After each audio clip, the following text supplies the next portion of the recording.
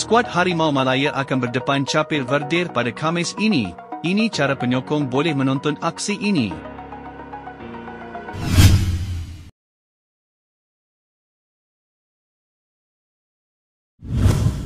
Pertembungan menentang pasukan di ranking 72 itu dijangka bakal menghadirkan cabaran yang getih buat skuad bimbingan Peter Klamovci kerana Cape Verde boleh dianggap sebagai pasukan yang lebih baik berbanding skuad negara.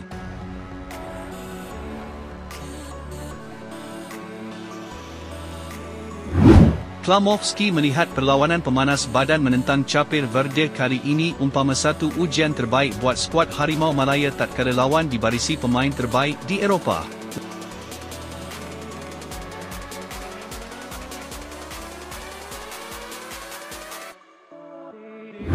Walau bagaimanapun, skuad bimbingan Bubista ini terpaksa terbang ke Malaysia tanpa keribat bek kental Villarreal Logan Costa yang digugurkan akibat kecederaan ketika beraksi di Spanyol.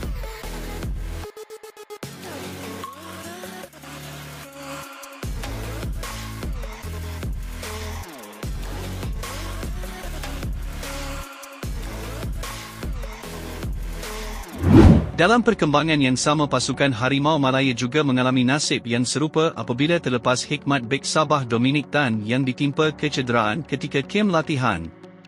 Kabar ini dikongsikan oleh wartawan Astro Arena Zulhelmi Zainal. Dominic dikatakan mengalami kecederaan di bahagian pangkal paha.